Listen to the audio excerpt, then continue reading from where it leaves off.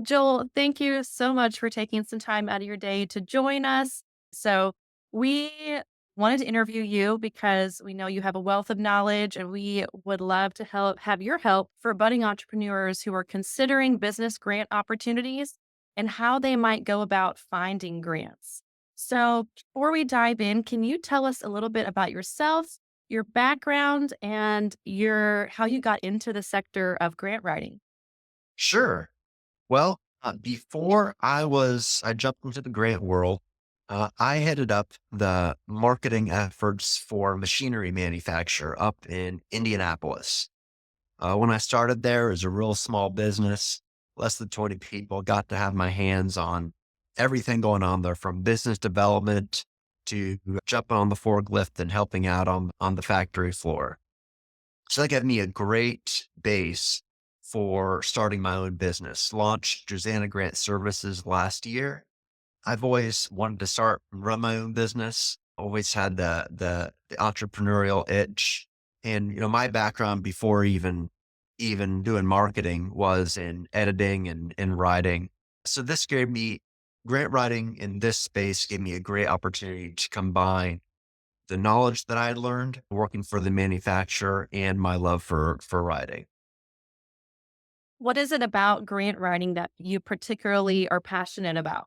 What I wanted to accomplish when I started Josanna was primarily I wanted to help people, and being able to provide grants or help people apply for and receive grant funding. It facilitates the good that they're accomplishing. Whether it's a nonprofit and they're helping people or helping the environment, I get to partake in what they're doing. If it's a company and they're passionate about their business and they're helping people, I get to take part in that. And that's really exciting. So, when should a business consider looking at a grant? What are some good projects or initiatives that make it more likely for them to receive grant funding? Sure. Well, for businesses, they have to keep in mind there's not as many grants available as there are for nonprofits. With that being said, there is grant money available. It's just going to be a little more tailored to economic side of things. So some of the things they have to consider, first is the end impact of what they're doing. Is there a very clear social tie? What's their environmental impact?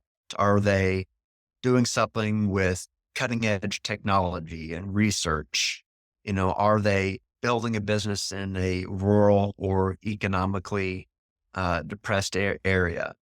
So that's one thing they have to consider. Partnerships are another that's going to open up a lot of grant funding opportunities depending on who they're working with.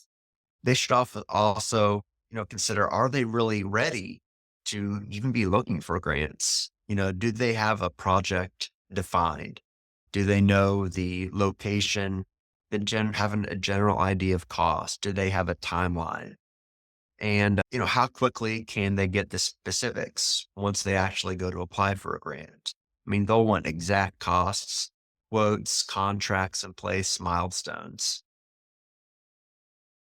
So it sounds like that process is also a good reflection process for the business owner too. It helps you reflect on what good are you out to do in the world. So it helps us refine our mission statements and understand our Exactly. vision. And then it sounds like you also have to know how you're going to take action so that you can apply for these grants and tell them, here's exactly my plan, how I'm Mhm. going to make change in the world. It sounds like it's a beneficial, I guess, business therapy process as well. It is. You have to know your business well, and you have to have your ducks in a row when you're applying for grants. What are the typical types of grants that are available for businesses? How do they differ in terms of eligibility and requirements? Yeah, there's all sorts of grants available for businesses. Just some general categories. There are research grants for those in the technology space, or even some.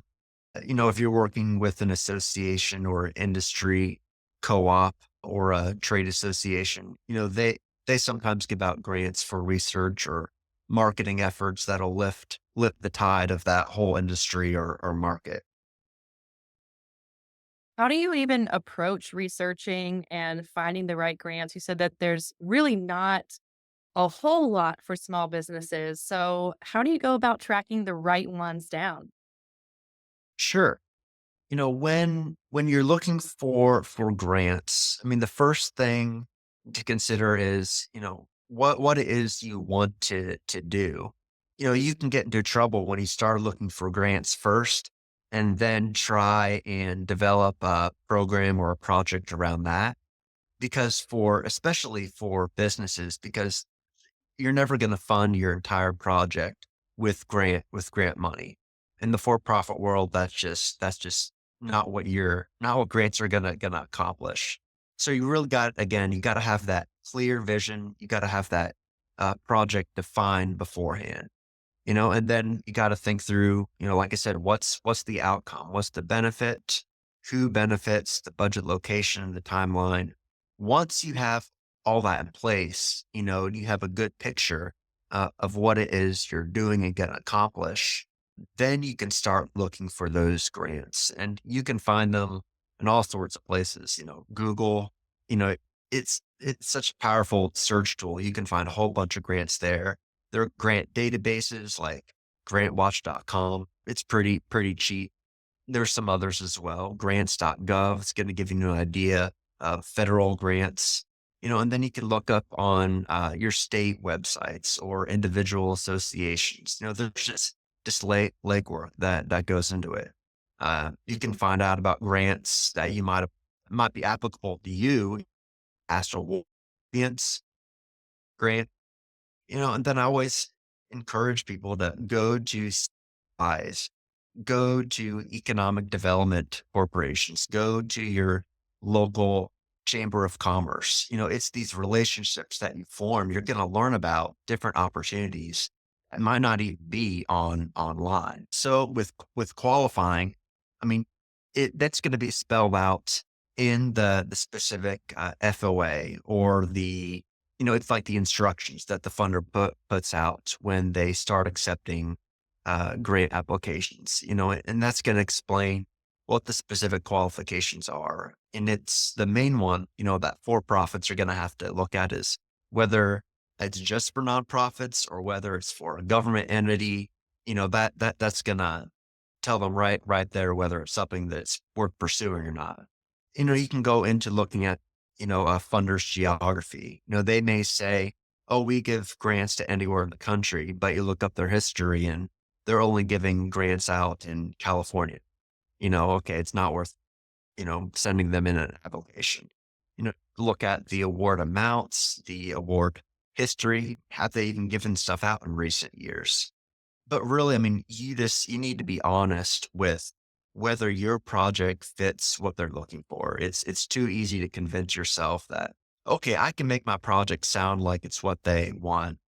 Just say you can save yourself a lot of trouble just by being really honest, reading the instructions and going off of what they explicitly say.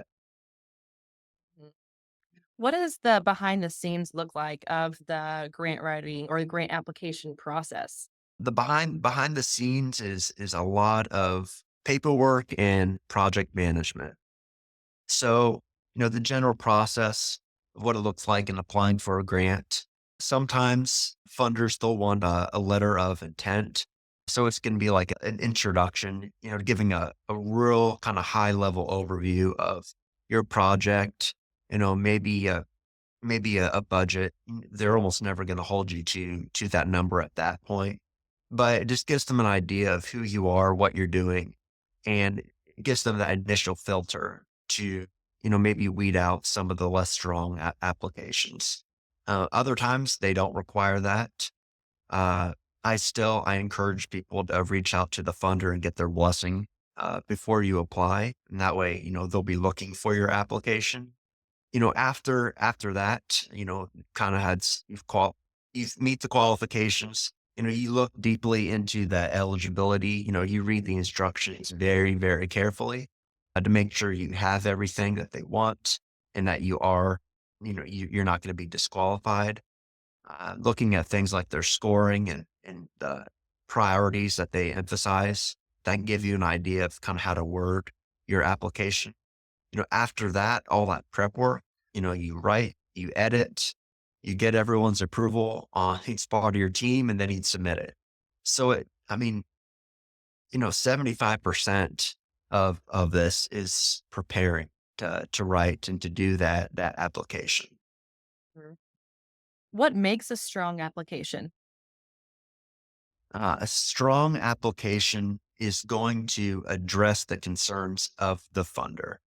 It's common for organizations to have a way that they may like to work things or, points that they may like to bring up.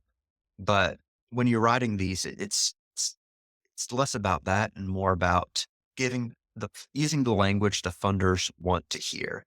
So you got to tailor it to their interests and their priorities. Probably the biggest mistake I see organizations have when they apply is that they don't read the instructions carefully. So many just end up getting rejected because they either don't actually qualify or they don't include some of the required documentation.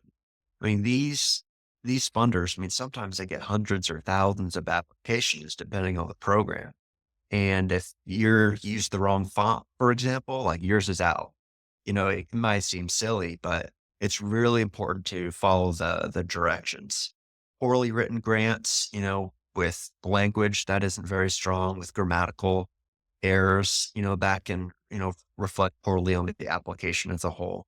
And then I mentioned before, just the pitfall of finding a grant and then kind of defining a program around it instead of finding grants that fit an already defined program. So it sounds like a lot of these pitfalls can just be avoided by proper research and really taking the time to pour through the FOA. So once a grant is actually awarded, what are the responsibilities of the grantee in terms of making sure they're properly reporting and in compliance? Sure. Again, that's different with every single grant, and that's something that should be spelled out in the FOA, the funding opportunity announcement. Although sometimes even in that they're kind of broadly defined until after you receive the award. I mean, just so it kind of as a rule of thumb, the less money the grant is offering and the smaller the funding organization, the less reporting is going to be required. And on the other side, the more money and the larger the funding organization, the more reporting there's going to be. So for like a federal research grant, you might have to do monthly reporting. That's going to be quite detailed as opposed to a local foundation, which may want like, a yearly update or something like that. What advice would you give to businesses who are watching this and they're or listening and they're looking to build relationships with grant giving organizations or they want to improve their chances of securing a grant in the future? Sure. Yeah. They'll want to introduce themselves to the funders before they apply. A lot of federal and state agencies, they have coordinators that you can reach out to and just provide a face to your name. And that's also good too, because you can get their feedback, explain your project. They can give you advice sometimes on even how you might want to word it or the angle that you'll want to go at when writing your application. Even if a letter of intent isn't required, it's good to get their blessing on your application before you send that in. And this is especially important with smaller organizations. I've spoken to some funders and who sometimes they don't like receiving applications out of the blue. They want to know ahead time what's coming so they know what to expect. In terms of applying, my only advice would just be to use the best person for the job. You're gonna want someone who's detail oriented, who has strong writing skills, and who is very well organized. And if you don't have someone in house who's like just hire someone because it's really gonna increase your chances of winning an award. Um, what is working with a writer like? What would a client experience when they work with you? Well, hopefully they'll experience, someone who's very professional. They're going to know what questions to ask, and they're going to be able to, keep you on task. A good grant writer, they're going to be honest about what the funders want, and they're going to make sure that everything comes in as strong as possible. So basically, their role is to make sure it goes as smoothly as possible and that nothing is forgotten. So a weight off their shoulders as well, knowing that they don't have Yes. to be the one to keep all these moving pieces in line. Because it's a lot. I mean, people don't expect how much work these grants require sometimes. Even a small grant for like a foundation, if it's your first time writing one of those, like it could take 20 hours of your week, and that's just for something really short. Do you have 20 hours in your week to dedicate to this? And if you're doing like a federal grant, it's not uncommon. You're spending over 100 hours writing these things. So yeah, that can really become an issue. And make sure you either have someone in house who has that time, or hire someone who can bridge that gap for you. So if people watching this want to connect with you, what's the best way for them to reach out to you? Yeah, the best way would probably be to email me. That's J Dulin, JDULIN at josanagrants.com. All right. All right, Joel. Thank you so much for gifting your time and your expertise today. Absolutely. It's been a pleasure. Yeah.